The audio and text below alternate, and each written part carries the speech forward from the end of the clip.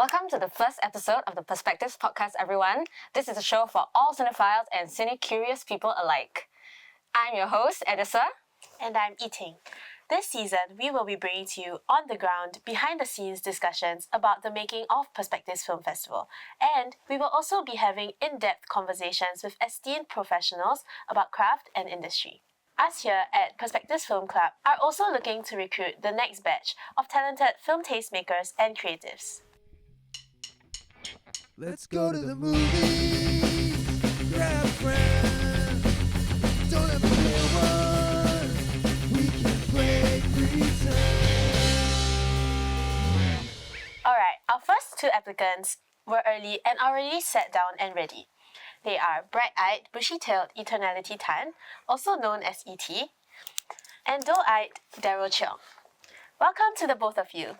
ET, it says here on your lengthy and impressive application that you've been the Vice Chair of the Singapore Film Society for over 10 years and a lecturer of film at Wee Kim Wee and Nanyang Polytechnic.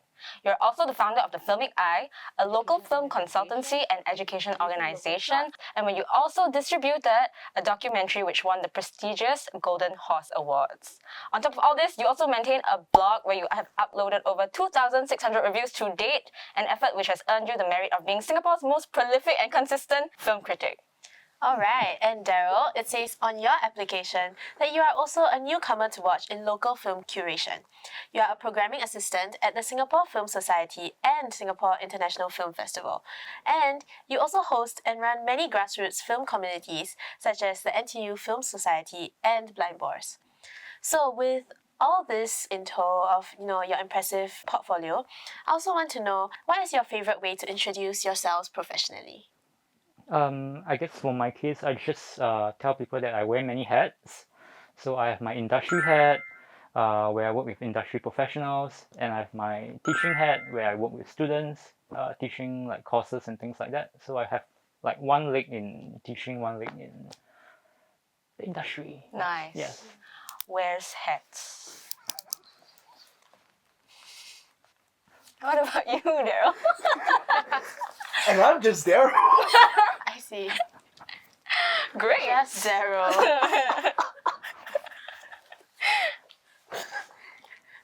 Alright, so let's get into how you guys became film programmers. So both of your film portfolios have been very varied and versatile, spanning across writing, programming, and project management. So my question is, where did this overall love of film start? I have to go back to my junior college days because it was a new college at the time. So we had a library full of not just books but DVDs. Had a wide selection of like really like art house titles. So I kind of went into it and borrowed a lot of DVDs, and then that's where my film education really started. Yeah. Oh. Nice. What was the sexiest movie in the library? Oh. Uh, I'm just wondering, like Meridian, what you doing, I think most of the films there are like PG or NC-16 Okay, type okay, films, doing your so job, not doing so your sexy job. enough, That's Yeah. Yeah. What about you, Daryl? So before I was a film kid, I was actually a theatre kid. Of course. Then, explains a lot. Then when I was in JC, in JC 2, I just hated school. And then SGIF came and gave a talk about like the programs they offered. And there was this thing called Youth Jury and Critics program. So like that, I signed up for that. I didn't want to do my A-levels. I just came to Wee Kim Wee every Saturday, the month before A-levels. And I'm just watching films, talking about films. But I think if the love of film really started like in 2014, when SGIF restarted, or was it 2015?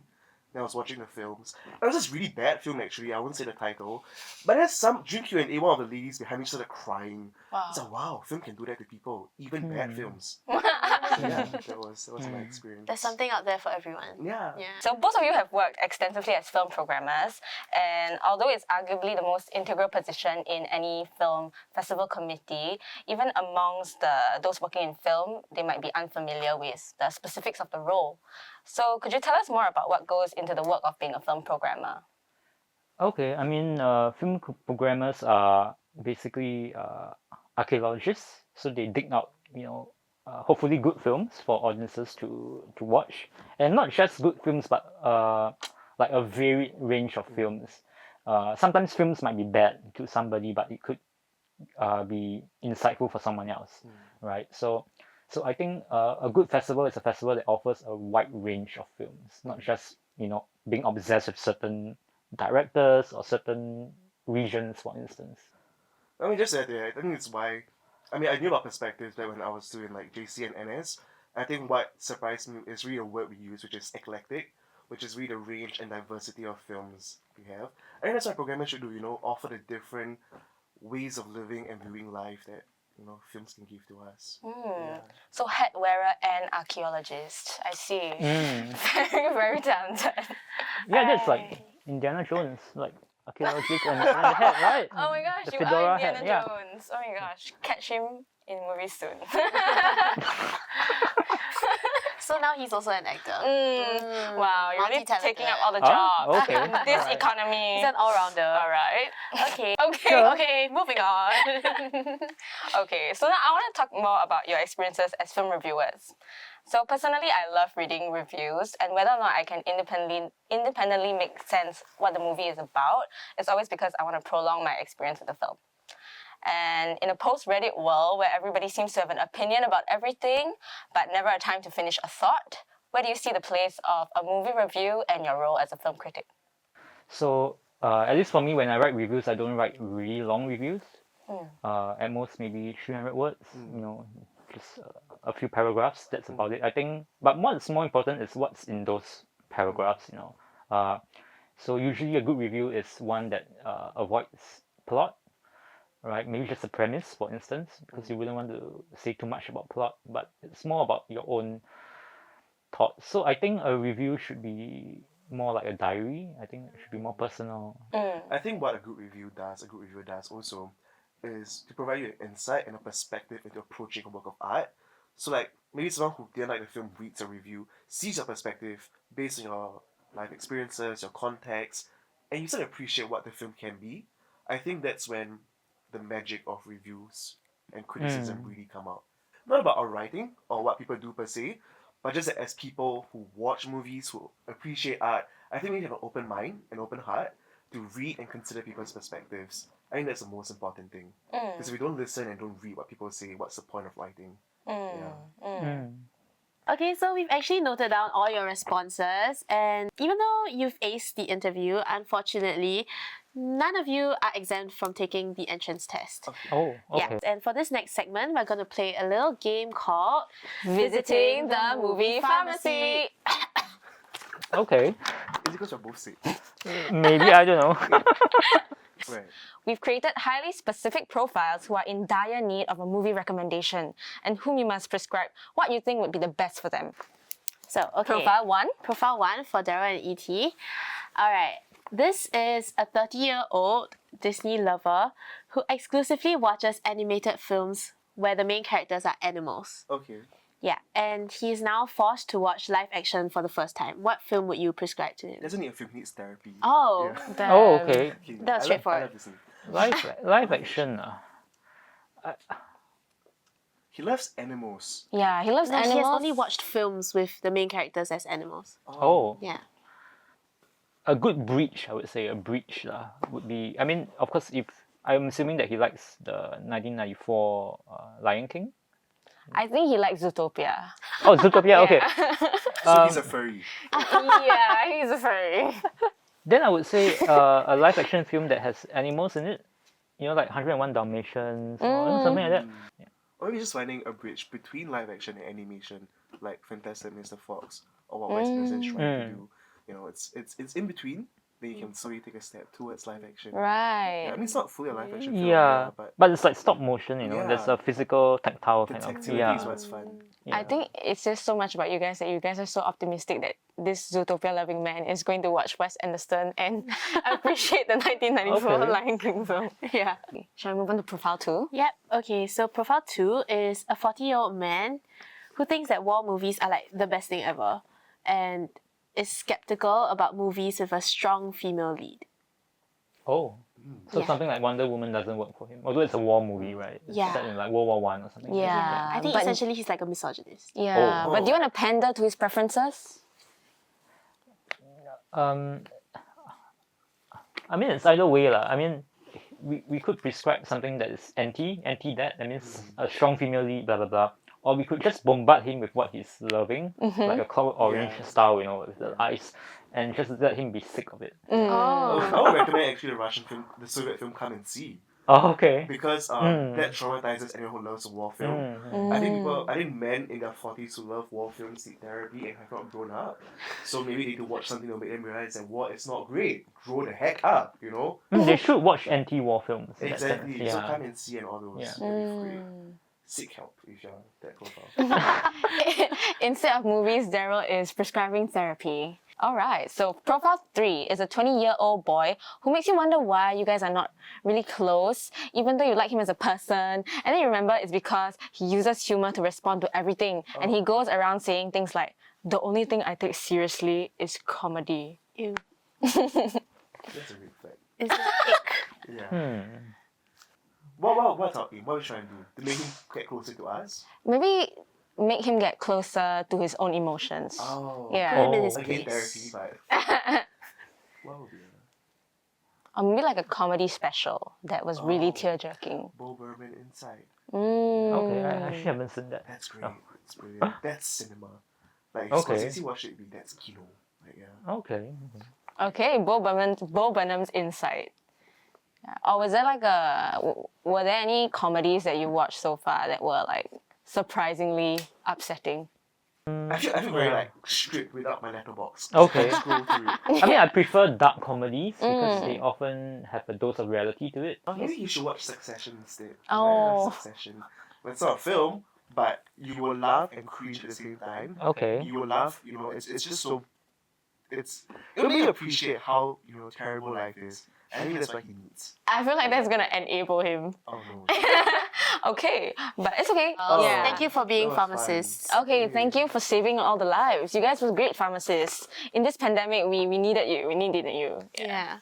Alright, so thank you both for your stellar recommendations. So our ET and I deliberate whether or not you guys have qualified for the club.